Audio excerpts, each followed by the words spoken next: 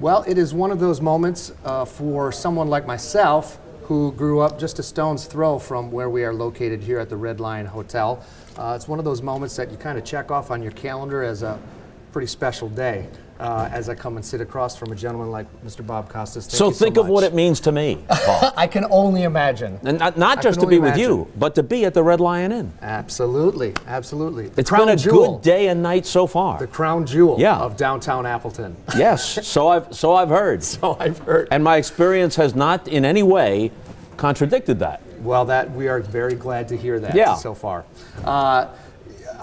Here we sit. I am sitting across from, obviously, someone who will go down as a legendary sportscaster on the eve of the biggest sports banquet in town. Mm-hmm. But I have to make the confession, I was a theater major in college. So if we were to start anywhere, it would be coming from my perspective of being somebody who always wanted to be sitting across the chair from David Letterman and never got that chance. You've been there multiple times. Yeah. I need to ask you about those experiences. Sure. Well, David was incredibly kind to me very early in my career. He was only about a month into his late night show on NBC. It had a show which most people don't remember in the morning, at 10 a.m. in the morning, but he succeeded or followed Johnny Carson at 12:30 beginning in 1982. And about a month into that run, he had an idea to do elevator races. And he needed a sports announcer to call with mock seriousness the elevator races. And that guy was me. He didn't know at that point who I was. In fact, he introduced me as Bob Costa, left off the S. But I had been a fan of Letterman, his stand-ups with Carson and his morning show, so I knew exactly what he was looking for. Mm-hmm. And so I guess in that tiny little lane, I aced it. Mm-hmm. And he actually asked me to come back and sit on his set with him for the last few moments of the program so that he could thank me. And I forget what I said at the end, but that also made him laugh. And so the show is over and Paul Schaefer's band is playing and the audience is leaving, and he said something very nice. He said, "You're very funny, we should do this again." And I said, "Well, I'm available whenever you ask." And I did several other kind of mock events, you know, the sort of thing that he was famous for. And then he also invited me to be on as a guest several times. So I thank him for a certain portion of my career, because at that point, I'm a young guy, I looked even younger, and I was a pretty good, straightforward sportscaster. But people were saying to me, you know, you have a more personality than you're showing on the air. But I was intimidated by the fact that I was on network TV in my 20s and perhaps being compared to the Dick Enbergs and the Al Michaels of the world and whatever else. But those appearances with Letterman helped to loosen me up, and I began to be more spontaneous on the air. So whether David knows it or not, I owe him a lot. Let's take it back, because to my understanding, sportscasting for you began early to at least mid-early 70s, 1974-ish? Yeah, actually early 70s, beginning in 1970 when I got to Syracuse University. I was on the campus station right away, so I was doing that kind of broadcasting. We were all terrible, but we were learning to get better. Mm-hmm. And then by the time my senior year rolled around, I got a job broadcasting minor league hockey in the old Eastern Hockey League, the Paul Newman Slapshot League. So I did that for a year, and I was perfectly content to remain and continue to kind of hone my craft, and I was lucky enough to land the very next year in St. Louis doing ABA games, the old Spirits of St. Louis of the ABA. 2 years after that, I did my first network game, which was in Green Bay. Now that I think of it, the first network game I ever did was for CBS, the 49ers and the Packers in September of 1976. And I'm sure I wasn't very good, but I wasn't terrible enough for them to stop extending one-game contracts until I finally established myself. And a few years after that, NBC signed me, so I wound up at NBC in late 1979. When you look at a career that has spanned as many years as yours has, Bob, and continues, if someone were to come to me and say, put together a highlight reel, number one, it's not a job that I would envy, but number two, even for yourself, how would you then come to me and say, these are the moments I know I want in? Yeah, it's easier to pick the 3 or 4 that have to be in than to separate number 16 from number 20. Correct. Just because I've been around Yes. a lot. As somebody once said, 80% of success is just showing up. And they've asked me to show up at a lot of big events. And as long as you don't mess them up, then you're associated with that and it elevates you. But I've been asked this question before. So if I had to pick 3 or 4, Michael Jordan's game-winning and championship-winning shot against Utah in 1998. For all practical purposes, that was the last chapter of his career, even though he came back and played 2 years with the Wizards. That really was the closing chapter, the one that people remember. Muhammad Ali lighting the torch at the Olympics in 1996. That was such a transcendent moment. It meant more than sports. It certainly meant more than boxing. Ali is a greater sports figure in his impact than anyone. You can make a case that others were greater at their sport than he was. Not many, but perhaps a few others in the same class. But no one was in his class as a worldwide figure. So Muhammad Ali is up there. And then I would pick either one of these 2. Vin Scully did the play-by-play of each and did it magnificently, as you would expect. But I was the pre- and post-game host in each of these circumstances. In 1986, when the ball went through Bill Buckner's legs and the curse was extended for the Red Sox. It was bad enough as it was by 1986, and they'd had to wait till 2004. And then 2 years later, when Kirk Gibson hit his home run off Dennis Eckersley in Game 1 of the World Series for the Dodgers, that was not just a dramatic moment with 2 out in the bottom of the ninth. The way the whole thing played out was so theatrical that I actually compared it on the air to Robert Redford's last at-bat as Roy Hobbs in The Natural. And then before Game 2, we intercut Redford's at-bat with Gibson's at-bat, and the similarities were eerie, even down to Wilford Brimley as the manager of the New York Knights, resembling Tommy Lasorda somewhat physically. And as each of them jumped up in exultation, they each got off the ground about high enough to slip a lineup card beneath their cleats. Another reason this interview will go down in my own personal history, Wilford Brimley somehow managed to come into the conversation. I like to work a Wilford Brimley reference into every 3rd or 4th interview. It's just a personal thing with me. That's perfect. As again, looking at your career, Bob, if you were to say a pivotal moment when you knew, perhaps as a sportscaster, you got the call to announce this event, whether it be the Olympics or prior to, that made you sit back and realize at the end of the day, this is a big deal. Well, I knew it was a big deal the first time I was part of a World Series broadcast or a Super Bowl broadcast. I kind of got the feeling that I was being accepted in a different way after the '92 Olympics in Barcelona. I had been the late night host in 1988 in Seoul, but '92 was the first time I was the primetime host, and it was really well accepted by the public and by critics and by people within the industry, and it felt good while I was doing it. I wasn't overwhelmed by it. It felt as if I should be there, and it turned out well. And after that, you need to have confidence to do well to begin with, but I think that increased my confidence. But anyone who does this reasonably well can't be overconfident, because you're only as good as your last broadcast. And I've had broadcasts that disappointed me. I've made mistakes that I wish I could take back that made me cringe. Luckily not too often, but now and then.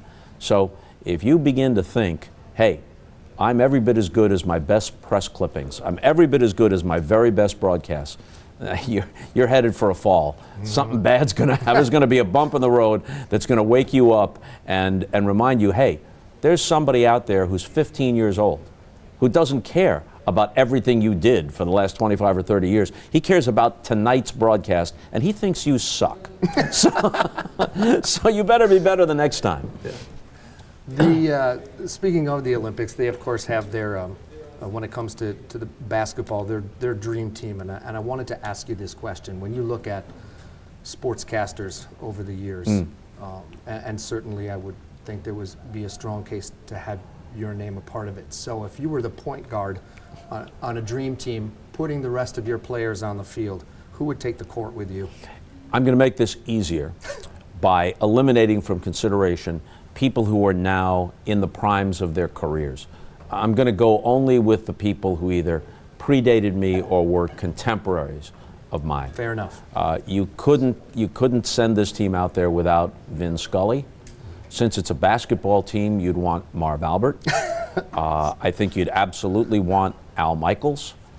And I know I'm leaving a lot of very capable people off, but if you put me on the team and there's only 5 people on the court at one time, I think when you consider Dick Enberg and how good he was and how likable and genuine he was on such a wide variety of sports on network television, he had a rare quality for someone on network TV. People who are really good at the local level can do this, but on the network level, speaking to a national audience, he made people feel as if he was their neighbor, as if, they'd want to sit down and have a beer with him and talk about sports or just tell stories. As the great Marty Glickman, who was the first real voice of the NBA, put it, Dick Enberg speaks with a smile in his voice. You're listening to him, you don't see him, but you picture him smiling. So I think that Dick Enberg would round out the 5. Well picked, well chosen. If we could speak Midwest sports a little bit while I have you here in the hot seat. We are on the cusp of another NFC Championship game here in Packer country. Right.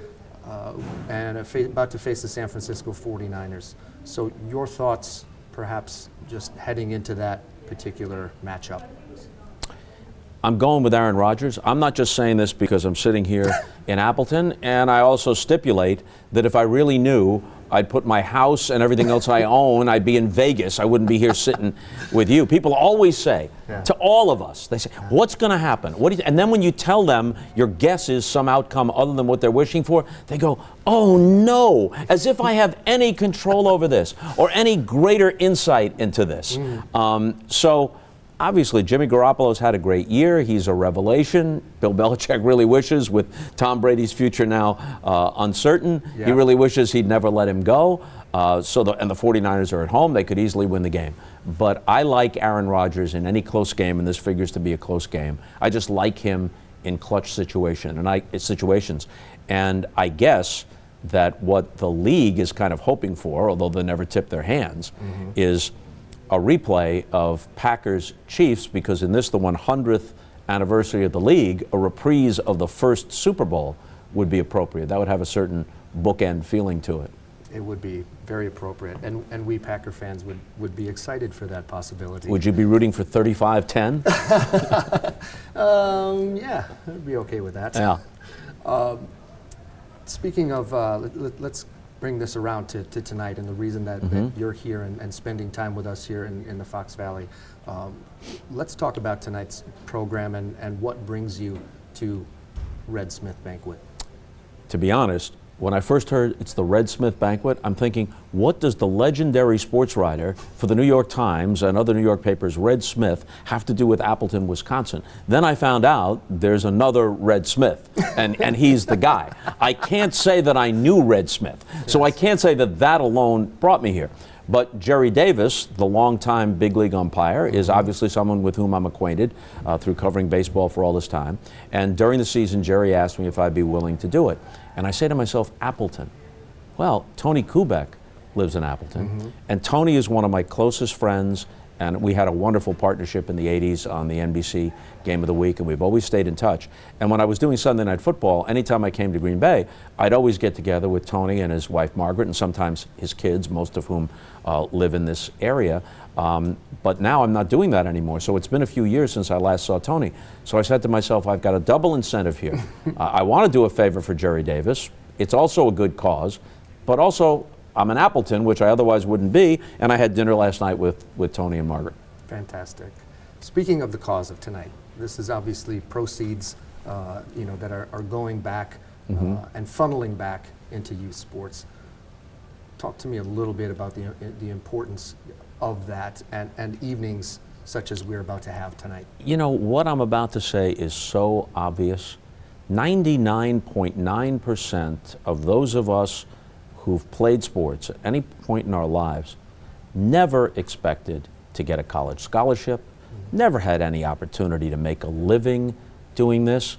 It's just something that A, is fun, it's healthy for kids, but it also builds, especially if you're talking about team sports, individual sports build a sense of dedication and sacrifice, but team sports build a sense of community and the sense that the team is bigger than you, and being part of a team. You hear these stories all the time of people who stayed in touch with their teammates, their high school lacrosse teammates or basketball teammates or whatever it might have been, or maybe they haven't seen them in years, and then there's a high school reunion, a 30th or 40th reunion, and they see somebody, yeah, they've changed a little bit, but they recognize them, and what do they have in common? Not so much that they sat next to each other in a classroom, and the academics are obviously of primary importance, but that they were on a playing field or on the court with that boy or girl at that time. That's a bond. That's something that you remember. It stays with you your whole life. There's one conversation I remember seeing between yourself, Al Michaels, and Dick Enberg. Yeah. In which Dick Enberg made the comment, the true test of a sportscaster is being able to call Major League Baseball play-by-play. Do you agree with that sentiment? I agreed with it then, and I agree with it now. Not that you don't have a whole list of truly great broadcasters who never did baseball or weren't primarily baseball announcers, but baseball calls upon an entirely different skill set. Calling the play is important. We remember the great calls of the plays, the home runs, the great catches, and whatnot. But a lot of baseball is filling time in between pitches and being able to relate to the person sitting next to you, and by extension relate to the audience. Anecdotes, history, a sense of humor. Roger Kahn, who wrote the famous book, The Boys of Summer, put it this way. He was talking about his job as a journalist, but I think it's also true of a broadcaster in a certain sense. Your job is to convey how the weather was. What does it feel like to be at Wrigley Field or Fenway Park? What does it feel like at this event? And I think baseball calls for that more than any other sport. Well, we thank you for your time tonight. We know Thank you you, have Paul. a big evening I ahead do. of you, and we're so glad to have you here in our little corner of the world for a short period of time. Paul, it was a pleasure. Thank you. Thank you very much. And I admire a man whose tie somehow picks up the shade of not a primary color pair of slacks. This is good work on your part. I let out all the stops, considering who I was going to be sitting across The from. fashion police, of which I am not a member, but nonetheless, I'm assuming the fashion police would be impressed. They might say throw on a jacket, I'm just saying, but nonetheless. But nonetheless. Yeah, there's a certain casual cool about it, and it earns a thumbs up. Thank you. I thank you for that, sir. I thank you for your time tonight. You got it.